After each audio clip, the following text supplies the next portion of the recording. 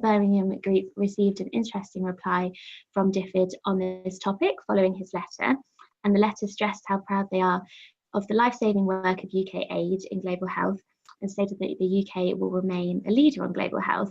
So although they didn't actually specify and commit to spending 0.1% of our GNI on global health, this is really useful language to hold them to account on.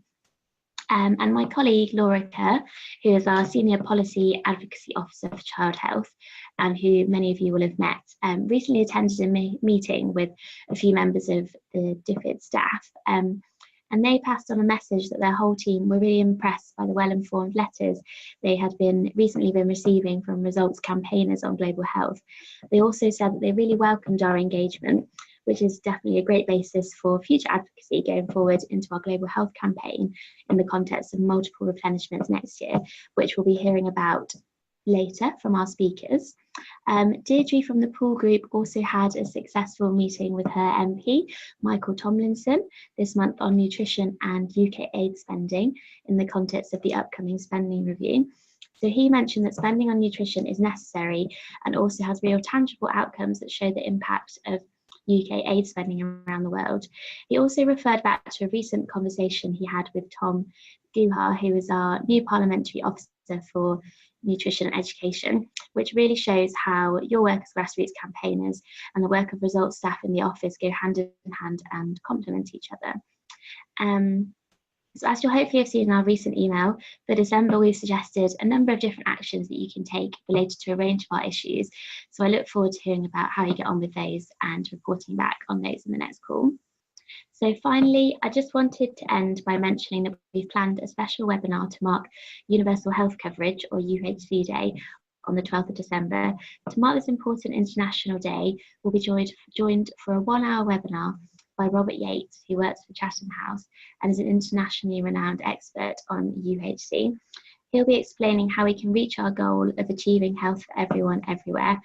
We'll also be joined by Jenny Vaughan, who works as an advocacy officer at Stop AIDS. She will explore what this means for our campaigning and how we can achieve specific health goals, such as ending epidemics, but in the context of advocating for and achieving UHC. So the webinar will take place a week tomorrow, and it'll be on Wednesday, the 12th of December, which is UHC Day, and it'll be from 7 to 8 p.m. So I hope that many of you can make it. For details of how to register, so you can receive all the joining details of the call, I believe that Naveed is going to share a link to the Eventbrite page in the chat box. So if you just click on that link, then it'll have all the details and you can register for a space. The London group are also planning an exciting Christmas soiree event for next week, which is aimed particularly at newer group members to find out more about campaigning with results. So I look forward to hearing how that goes. And yeah, I just wanted to echo what Aaron said about it being the end of the year, and it's always a good time to reflect on the last year. So I just wanted to say from me that it's been amazing to see all of the fantastic things that you as a grassroots network have achieved this year. Thank you as always for all of your hard work campaigning. I look forward to seeing what 2019 brings. That's all from me for tonight. So I'll now pass back to Aaron, who will introduce tonight's speakers. Thank you. Thanks so much, Hannah. And can I just echo her enthusiasm around the call that's happening next Wednesday on the 12th. Rob Yates is a pretty big fish in the global health space, and what he has to say, what he's forgotten more about UHC than most of us know. So real expert and a really exciting opportunity to get to hear from Rob. I'm definitely going to be on that call. It'll be great. But onto the topic of tonight's call. I've mentioned that tonight we're here to hear all about what's coming up in 2019. And the aim of all of that is to help you think about what you want to be a part of in our campaigning and what you want your part to be.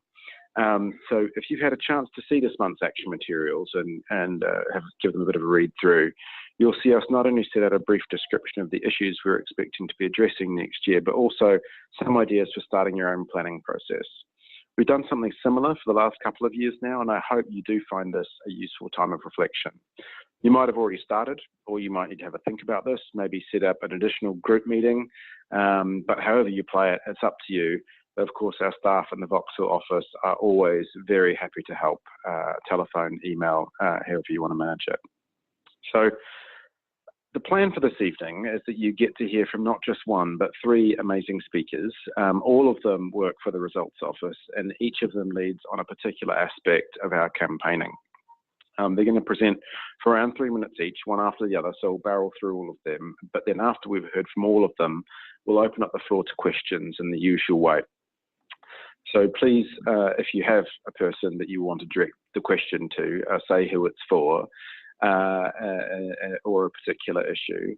For those on the phones tonight, I think what we might do is go to Naveed's number rather than mine. As like I said, I'm Naveed. I hope that's okay. You're going to have to yell and say no because I'm disconnected from the internet. That's fine. Is that okay? Okay, great. So we're going to go to a slightly different number this evening. Grab your pens. The number to text, if you've got a text question, is 07906 662 571. That's 07906 662 571. Or you can put it in the chat box if you've dialed in digitally. Without further ado, I'm going to introduce our speakers tonight. We have on the call Rachel Hoare, who's the Policy Advocacy Officer on TB. We have Yasmin Mahboubi, the Parliamentary Advocacy Officer on Child Health, and Tom Guha, who's the Parliamentary Advocacy Officer for Education and Nutrition. So welcome to all of you to our monthly National Grassroots Conference call. I'm told that you're all sitting around the desk in the meeting room in the office, so thank you for staying super late this evening, everybody. But we really look forward to hearing what you've got lined up for the Grassroots Network over the coming months. So without further ado, I'm going to introduce Rachel. Rachel is the Policy Advocacy Officer working on TB. She has been playing a really central role in some of the accountability work that I'm here in Geneva talking around with other civil society organisations about, and really has just been really on top of all those processes completely. And you know, we're now entering into a period where it's really exciting time for the Global Fund. So I'm going to hand over to Rachel to talk about that. Thank you. So yeah, I'm Rachel. I'm the TB Policy Advocacy Officer. And just to speak a bit about Global Fund, when it was established in 2002, it seemed that the epidemics of AIDS, TB, and malaria were unstoppable, and the creation of the fund was a way of the world kind of fighting back. It came a kind of convergence of grassroots activism and global political leadership, finally endorsed at a G8 summit in 2001. Today it's a partnership between public authorities, civil society, private sector, and people affected by the three diseases. It invests nearly $4 billion a year to support programs run by local experts in recipient countries. In September this year, the Global Fund published its annual report on what it achieved in 2017, and this included 17.5 million people receiving treatment for HIV. 5 million people were tested and treating for TB, and 197 million mosquito nets were distributed to prevent malaria, and over 100,000 people with drug-resistant TB were put on treatment. So a bit about TB specifically, because that's the issue we campaign on at Results. As I'm sure you probably know, it's the biggest infectious disease killer in the world, with about 10 million new cases in 2017 and 1.6 million deaths. Drug-resistant TB presents a global public health crisis with about 600,000 new cases in 2017, and it requires up to 2 years of expensive daily treatment, including painful injections and side effects including deafness, psychosis, nausea, and blindness from the treatment. So the Global Fund provides 65% of all international financing for TB, and it's implemented through local partners, which could be a government, ministry, NGO, community-based organization, or private sector entity. And the implementation activities could include health system strengthening, expanding newer and better diagnostic tools and better drugs, and documenting human rights and gender-related barriers to accessing care. The Global Fund also promotes integration of TB and HIV services, which is essential given that TB is the biggest killer of people living with HIV. So The Global Fund raises its funding in 3-year cycles called replenishments. And the financing mainly comes from the public sector. About 95% of total funding is from donor governments, and the remaining 5% from private sector foundations and innovative financing mechanisms. And the fifth replenishment was in 2016. Almost $13 billion was pledged for the period 2017 to 19, including £1.1 billion from the UK. France will host the next replenishment in October in Lyon, where donors will announce their contribution for the period 2020 to 2022. But if only current levels of investment are maintained, then the Sustainable Development Goals of ending the 3 diseases by 2030 will be unattainable. For example, the rate of decline for TB has been at about 2% a year from 2000 to 2016, and 4 million people are missed, meaning they're not diagnosed or not reported each year. But if the Sustainable Development Goal is to be achieved, that needs to increase by about 4 or 5% decline each year. The Global Fund will publish an investment case at the beginning of next year, which will set out the total amount they're hoping to raise in their replenishment. It's thought about a 20% increase will be needed. So just to bring it back to what Aaron was saying in the beginning about the UN high-level meeting on TB, member states, in signing the political declaration at the end of that meeting, committed, the quote is, mobilize sufficient and sustainable financing for universal access to quality prevention, diagnosis, treatment and care for TB, including through a contribution to voluntary mechanisms such as Global Fund, including in its replenishment. So countries have kind of committed to it, acknowledged that it's essential for achieving the goals set out in that UN high-level meeting. So now it's up to us as civil society, I think, to hold them account for this promise. Thank you. Thanks, Rachel. That's an amazing amount of ground to cover in just 3 minutes, but it definitely lays out the case for a lot of really important work on the Global Fund replenishment next year, given how important it is for TB.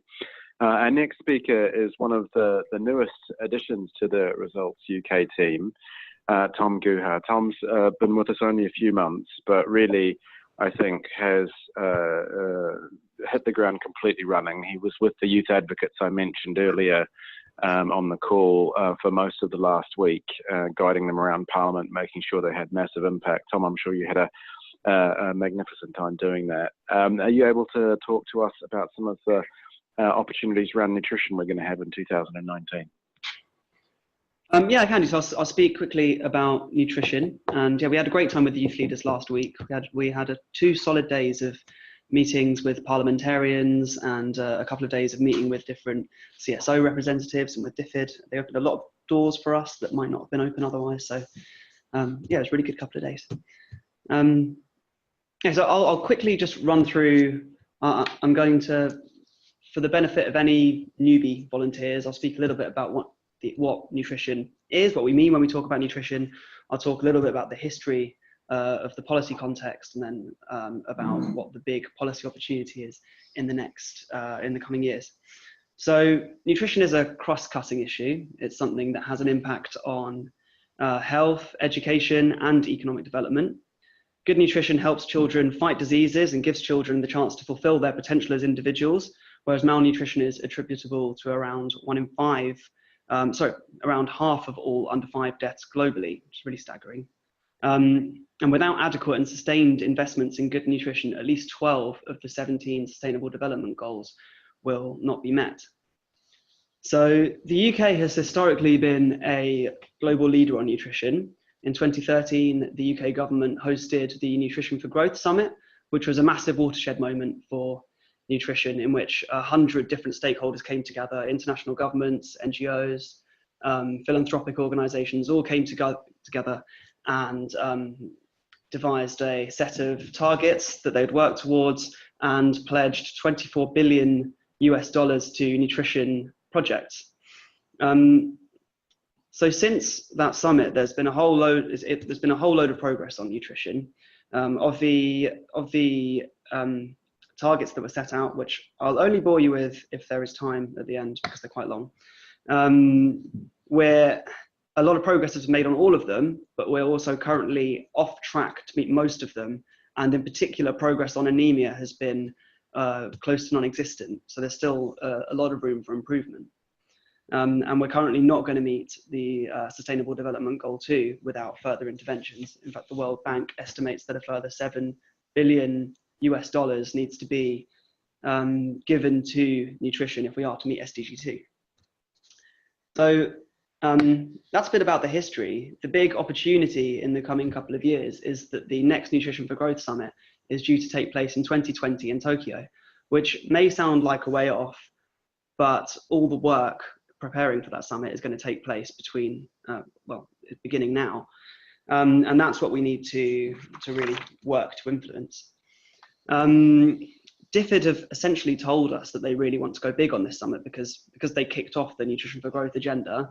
They don't want to see the targets that were fleshed out fail. So I think they see the next summit in Japan as a part of their legacy, and they're really keen to make a big pledge and lead on it. But in order for them to do that, we need to help the Japanese government make sure that the summit is a big success. The UK can't outshine Japan, and other governments and NGOs also need to be brought into the process.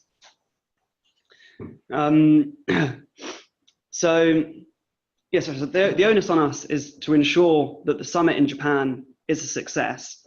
We need to enable the UK to make a big pledge and adopt our policy asks, and we're still devising what those policy asks are now and the exact financial ask we're making of them.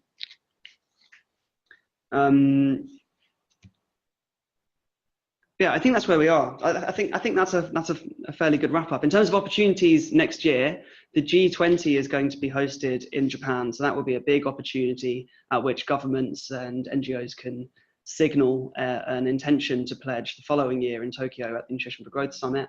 And there will also be a whole load of parliamentary work, but that's yet to be fleshed out exactly. But we're looking for an IDC inquiry into nutrition and possibly securing some parliamentary debates on nutrition. So there could be some room to collaborate with the grassroots team on those. But I think that's it for me on nutrition. Thanks, Tom. That's great. Great sum up. A big portfolio there. The next speaker is Yasmin. Yasmin has quite a big portfolio in that she's looking at child survival, particularly around immunization. And she's going to be talking to us a bit about the Global Polio Eradication Initiative and Gavi, the Vaccine Alliance. Two things that we've done a bunch of work on in 2018. Well, Global Polio Eradication Initiative, at least, we've got a big pledge out of the UK government earlier this year, which is super exciting. And of course, Gavi is one of those things that always stays very dear to our hearts, given the massive impact that has in the world. So Yasmin, can you fill us in on opportunities in 2019 there?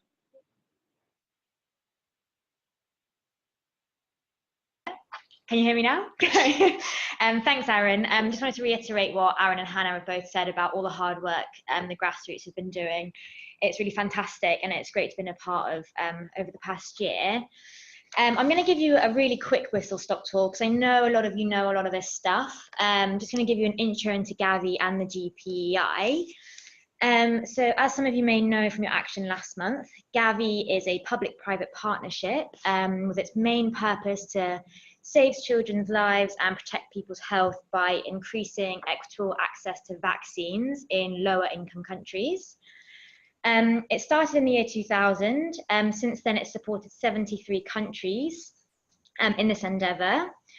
What Gavi does is it provides catalytic funding to help governments fund their own national vaccine programs. So it's supporting national governments to really take ownership of their own primary healthcare, essentially.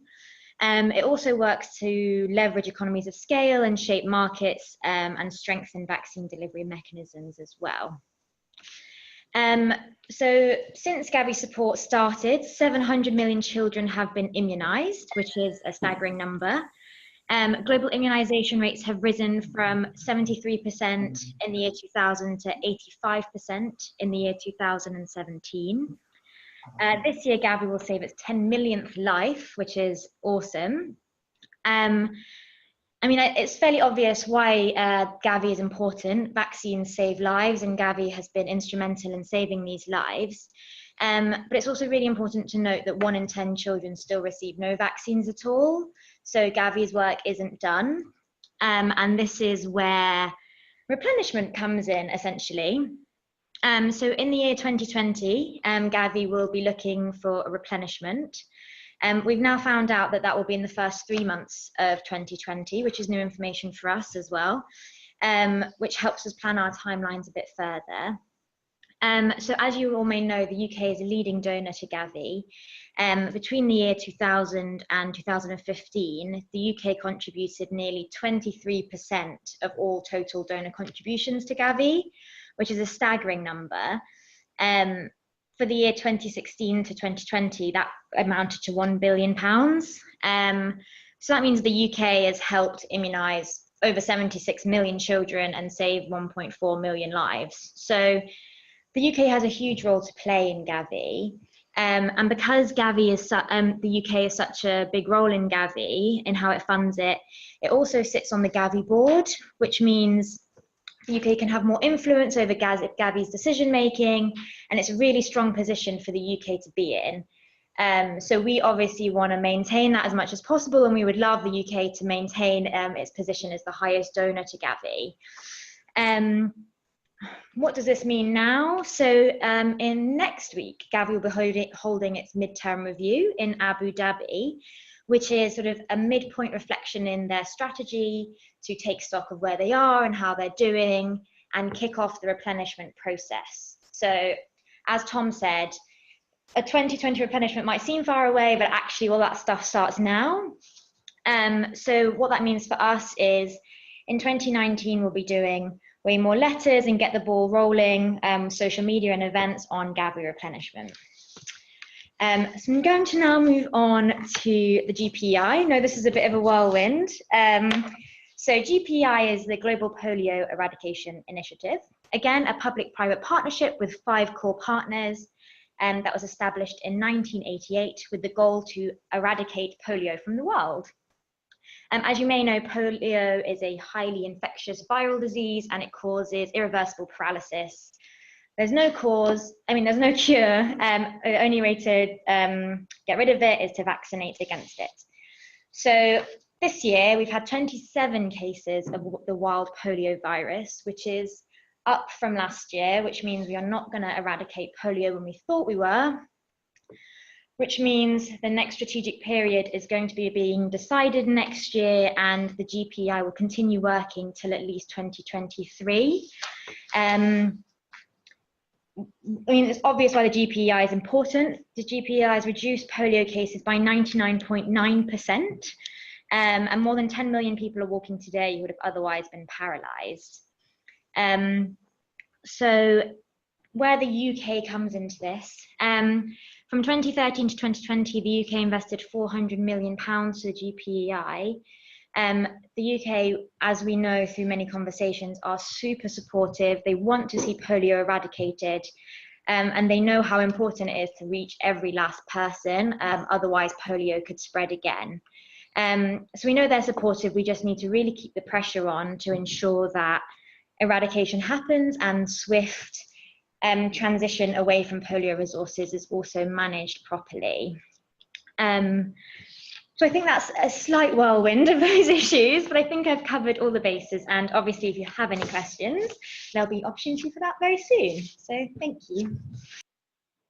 Thanks, Jasmine. Now, if I'm reading the agenda correctly, we're going to go back to Tom again. If you remember, I introduced him as the Parliamentary Advocacy Officer for Nutrition and Education, and education is one of the 3 big pillars that Results campaigns on. So Tom, can you talk to us briefly, very briefly, because we've done a lot of talking and haven't had much time for questions yet, but very briefly on education.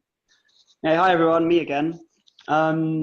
Okay, so again, for the benefit of newbies, I'll talk a little bit about the background to education, and then I'll talk about the theme of next year's campaign. So our education work is generally done through the Send My Friend to School Coalition. So Send My Friend is a campaign run by a coalition of 20 charities and teaching unions. And through the campaign, we work with schools to make asks of MPs and then follow up with a day of action in Parliament. So the theme last year was Safe Schools, and we asked the government to sign up to the Safe Schools Declaration at the Commonwealth Heads of Government meeting, and we were successful. I say we, I wasn't a part of this, I was in a completely different job, but my predecessor was completely successful. So the theme for next year's campaign is the most marginalised. And the reason for that is that education outcomes in most parts of the world are improving. But there's a growing equity gap between whereby education outcomes for many are improving, but for the most marginalised, they are stagnating or actively decreasing. So all the problems that exist in global education are most pronounced in areas of increased marginalisation. So issues around teacher shortages and the even greater shortage of teachers that are qualified, shortages of resources, of funding, and risks to safety. So the policy hook next year is that the Sustainable Development Goal 4, education, is under review at the high-level political forum at the UN in July. And as part of the review, the UK is doing its first ever voluntary national review, evaluating the UK's contributions to achieving the SDGs internationally at home. So we want to influence the VNR process and also the outcome of the high-level political forum. And in addition to that, there are replenishments of two key funds, the Education Cannot Wait Fund, which is a pot of funding used to run education programs in humanitarian contexts, so in areas of conflict and refugee camps, and that kind of thing. And there's also DFID's launch of the Inclusive Education Initiative as well. So those are the two kind of financing opportunities. As with nutrition, our policy asks are still being finalised, but as they stand, we've got three broad asks which still need to be defined slightly more clearly. So the first one is to lead globally. So at key international moments, such as the G7 and the high-level political forum, UK government representatives champion the approach of using a cross-government holistic approach to ensuring education systems across the world are inclusive for all.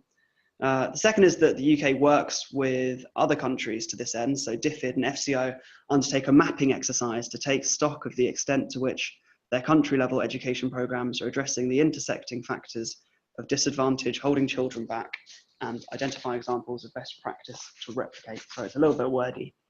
And the last is to invest equitably. So to try to get significant funding pledges for both Education Cannot Wait and the Inclusive Education Initiative. So in terms of timeline, so the way the Send My Friend campaign works, we'll be working with schools. So there's going to be schools around the country will take part if they want to. There's a creative element to the campaign whereby school children will be making keys to symbolise the unlocking of quality education for all. And then once they produce these keys, they invite their MP to come in and look at the work that the kids have done, and then they'll make an ask of the MP, of the local MP, to go and speak to the minister, and then we'll follow up with that for a big day of action in Parliament. So I don't know if there's a scope for this or not, but it would be great if grassroots activists are able to do some schools outreach, go and recruit schools to take part in this process.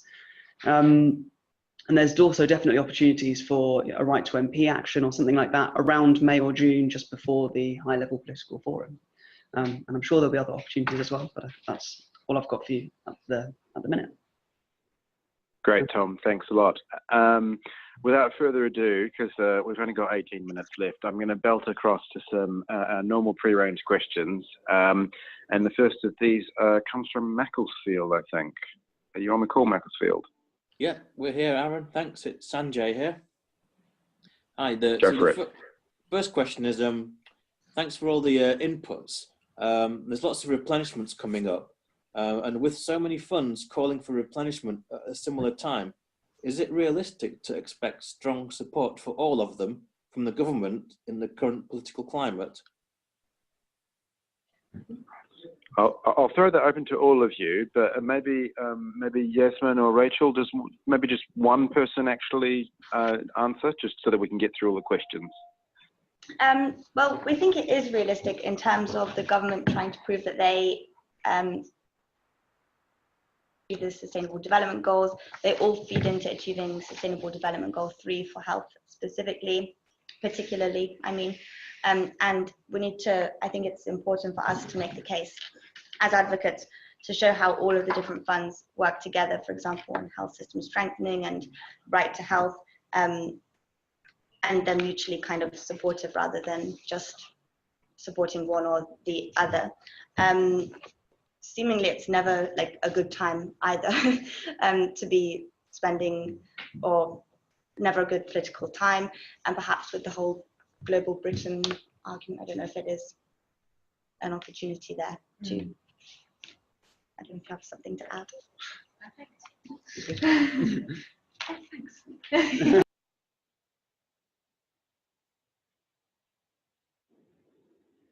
Thanks, Rachel. Yasmin, were you going to add something, or I didn't catch that? Or no? Go ahead. Okay, good. Okay, wonderful.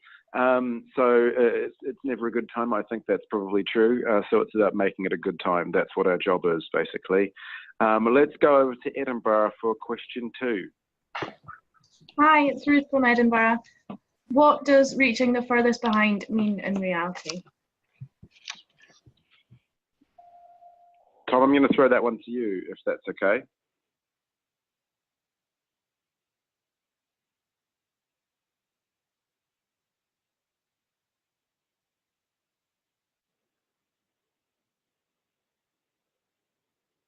Hello?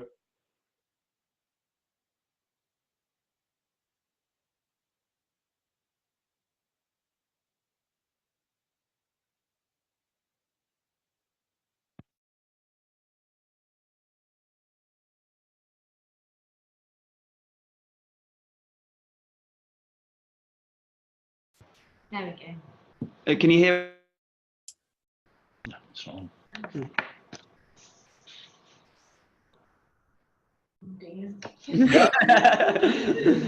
Oh wait, someone just gave a thumbs up. Can you hear us?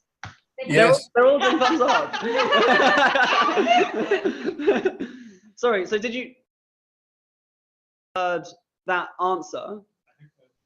They didn't hear me. You didn't hear what I said. Okay, all right, I'll start again. So the language that I used, the most marginalised, is taken from DFID's education policy, and DFID defined the most marginalised as children in conflict zones, children with disabilities, and hard to reach girls, which means girls in areas where girls' education isn't usually a priority. So those are the 3 groups that we'll be targeting in the Send My Friend campaign next year. But it's also open to a certain degree of interpretation. So if people have views on what that should mean, I'm very open to hearing them. Thanks, Tom. I actually thought that was my problem, so I actually hung up and dialed back in again. So I hope I didn't miss anything particularly exciting, but thank God it's recorded. We're going to jump straight over to question 3 in Stork Valley. Hi there, Corinne here. Can you hear me? You're a little bit muffled, Corinne, but we can hear you just fine. Hold on.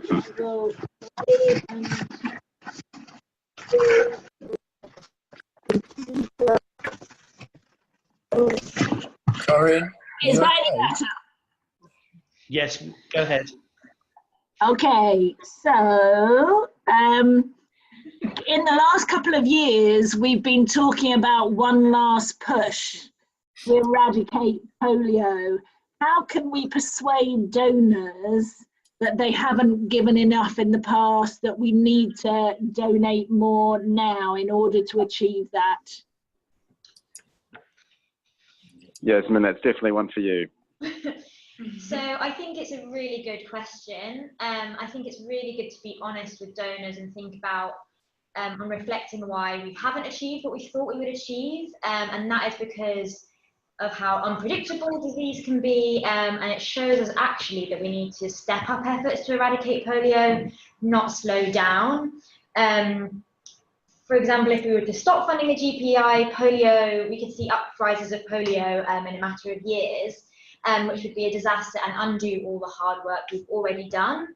And actually that would be a much bigger loss of money than investing a little bit more until polio is actually eradicated. I think the fundamental message is, if we want to see an end to polio, we have to keep investing until every child is immunised and every last case is contained. I feel like it's an argument you can't argue with. Thanks very much, Yasmin. And now over to Birmingham for the last pre-canned question. Okay, hi everyone. So our question is, why do we need to start campaigning on nutrition now if the next Nutrition for Growth pledging moment isn't until 2020? Aren't we deploying our advocacy resources too soon? Tom, that's for you. Okay, can you hear me?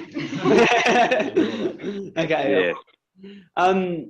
So I kind of touched on this in the question, sorry, and Yasmin said similarly. So it does seem a long way, and I think when I started a couple of weeks ago, and Callum said the big policy hook is this summit in Tokyo in like August 2020, I thought sounds a bit strange, but all the work, what happens at that summit is going to be decided over the course of next year. So we have to influence all the meetings in the lead up to Nutrition for Growth. The summit itself is to a large extent already decided. But I think that the really crucial point with regards to nutrition is that we need to basically been asked by DFID to increase the parliamentary engagement on nutrition. The minister really wants to go big and has essentially challenged us to give him a public and parliamentary mandate to do so, and that kind of thing can't happen overnight. So I think that there'll be a need for parliamentary debate or big parliamentary events next year, so that this is on the minister's agenda and nutrition is raised in Parliament and on the Hansard record, so that when the minister can go to Tokyo and say, look, my government, my electorate, the MPs in the House of Commons have been asking me to do this, so here I am, keeping them all happy. So I think the onus is on us to make that happen over the course of the next 18 months. Cool. It's about creating a good political environment. That's exactly what we do collectively with the efforts between our policy, parliamentary and grassroots teams, and of course all the work that you guys do from outside the office amplifies that a thousand times.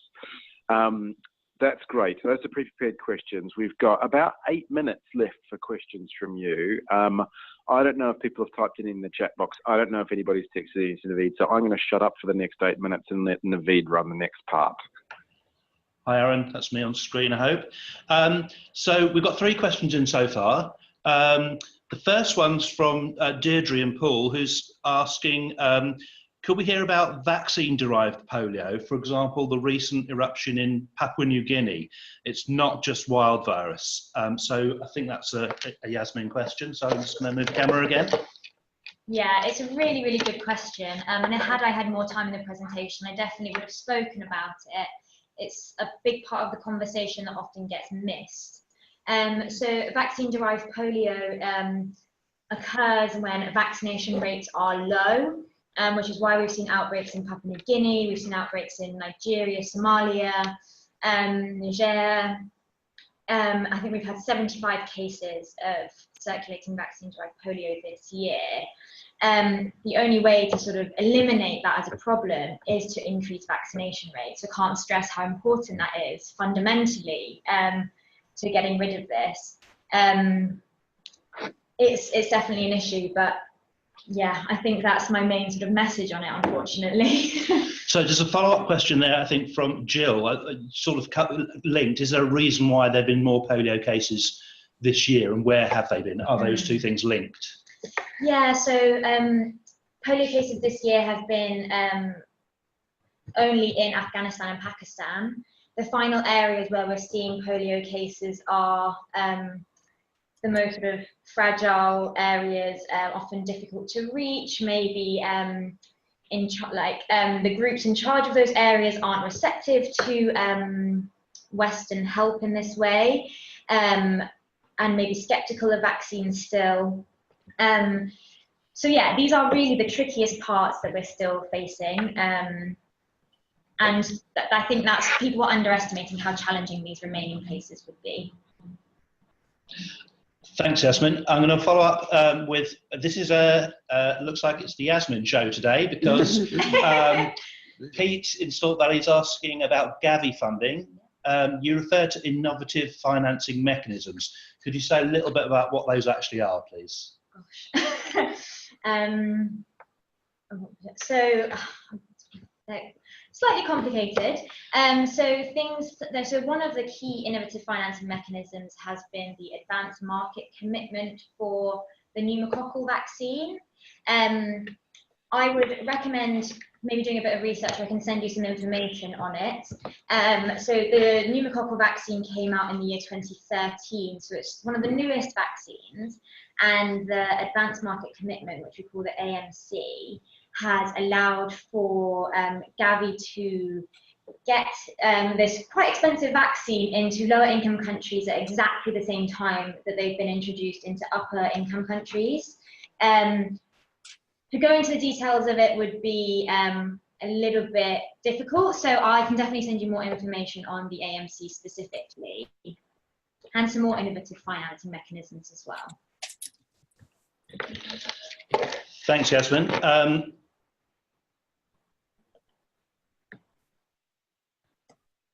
Sorry, I've just been asked by Jasmine, who's on the call, if we could put up a link to the video on vaccine-derived polio, which we showed at an event a couple of months back.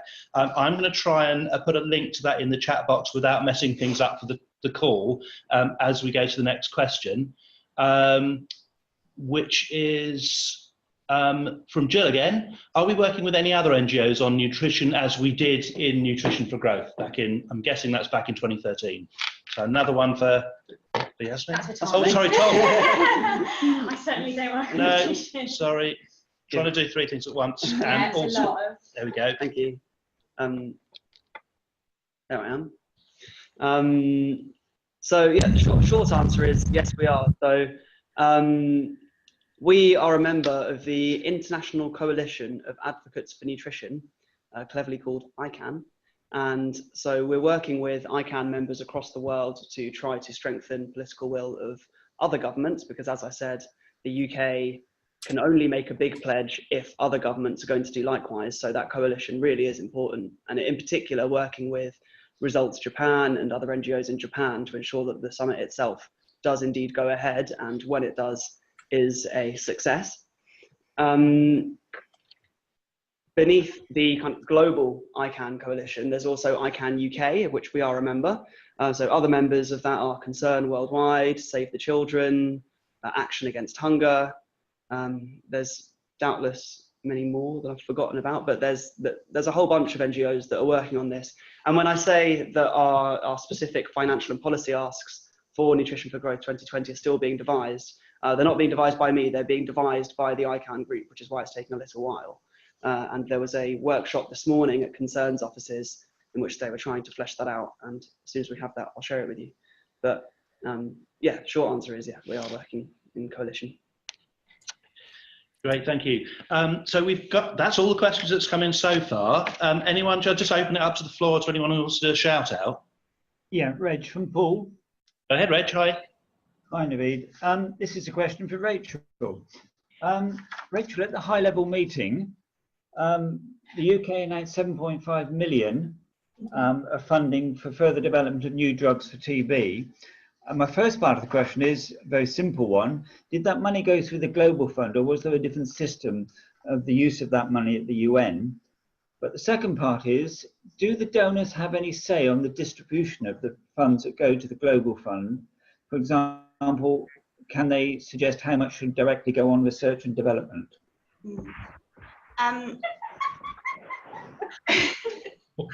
So that, funny. in answer to your first question, the funding was for TB Alliance, which is a product development partnership specifically for the development of 3 novel TB drugs. And the second question, how much influence do donors have? Similar to Gavi, the UK sits on the board of Global Fund, so they have a say in strategic decisions there. But Aaron, correct me if I'm wrong, I don't think they get to decide anything about how the money is spent. No, not at all. I mean, well, they have a seat on the board, and there are 20 seats on the board, so they get 5% of the votes. And one thing I would say also is that the Global Fund doesn't fund research and development. It funds, the stuff that comes out the back end of research and development. So the UK's contribution in New York was not going to go anywhere near the Global Fund for quite some time. It's to get us some brand new drugs, and a different organisation does that, TB Alliance. Thank you. Okay, thanks for everybody to help answering that one. We've got a couple of minutes left now, and 2 more questions, which both could be quite big. So I'm going to challenge us to answer them quite quickly, and I don't know who's best placed to answer them. So James in Brighton's just asked, we campaigned this year on transition of aid, or transition from donor relationships with countries. What's planned for this year in 2019? And then we've got a second kind of subsidiary question there, maybe related, maybe not. How much is Brexit going to throw a spanner in the works? And how's it going to affect our planning in 2019? So good realistic question there. I can answer a bit on Global Fund transition. Okay. We'll have a little bit on two context of transition, and then over to Brexit. On Global Fund transition, it's this next year, the kind of advocacy will be in the build up to the board meetings, which are in May and November. And the last one that just happened in November, they kind of set up the discussion to take place next year, especially looking at access to drugs once a country is in transition or is increasing their co-financing requirements. So I think, yeah, definitely advocacy will be on those around May and lead up to May and November. Thank you, Rachel. I think I'll hand over to Yasmin quickly on the Gavi transition or polio transition. So we want to ensure that polio transition is front and centre of the conversations around eradication as well. We know that when polio is eradicated, the GPI will completely cease to exist. So transitioning away from all those resources is a huge part of polio advocacy, and one that sometimes some donors like to shy away from because it's not as easy as talking about eradication. So we'll be advocating on that very hard. Thanks to both of you. This is probably a good moment for me to say that we don't, at this point in a year, kind of know all the things that we're going to be asking for grassroots support on.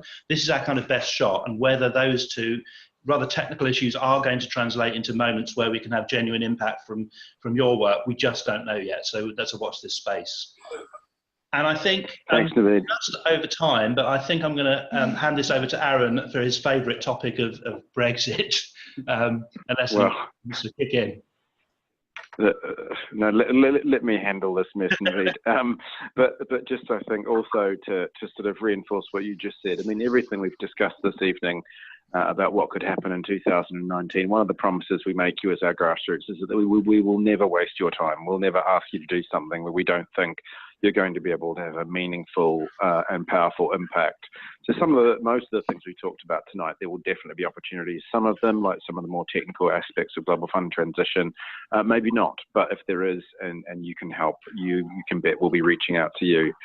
On Brexit, I was reading in the newspaper this evening that we can't even get Theresa May and Jeremy Corbyn in the same studio for a debate about the thing. So, we will know next Wednesday whether Parliament voted for it. The government could fall.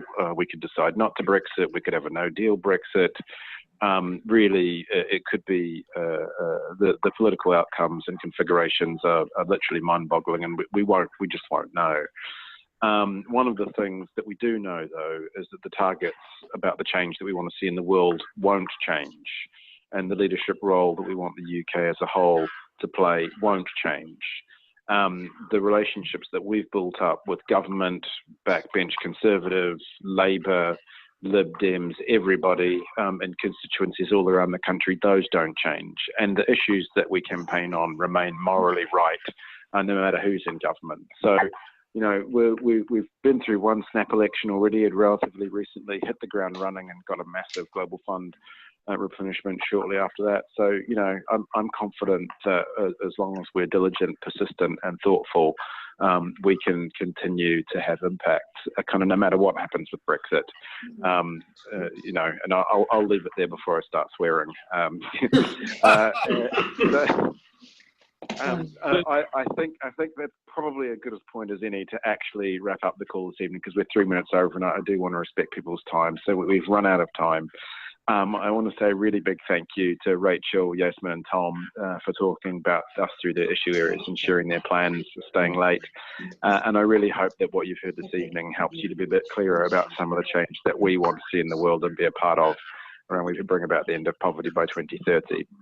And as always, we aren't all just about listening and learning, but we're also about taking action. So this month's action sheet has a whole menu, a smorgasbord of timely actions you can take over the festive period when you're having a bit of a rest to suit whatever opportunities you have locally and how much time you've got available. So just a reminder, these 4 things are: 1, and most importantly, create the plan. It doesn't matter what format you use. What matters is that you take a minute and decide what it is that gets you excited. What do you want to work on, and try and make some realistic and achievable and fun plans for working together as a group over the next year. Second, we don't really do cards, but this is an exception. Send a Christmas card to your MP about the Global Fund. You've heard tonight about why this matters, and if you've ever campaigned on TB, you've probably got 1,000 other reasons. Share the news about the replenishment with your MP, Leon, October next year.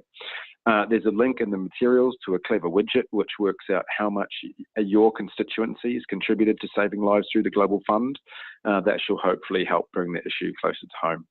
Third, share the importance of universal health coverage on UHC Day, 12th of December, next Wednesday. Hannah and I have both already plugged our webinar on that with Rob Yates, but do go onto the events page on our website and sign up, and there's more information on UHC, our November action materials as well from last month. And lastly, watch out for negative aid stories in the media over the Christmas period. It's sad, but some news outlets choose to fill the time between Christmas and New Year's with scare stories and misinformation about UK aid spending.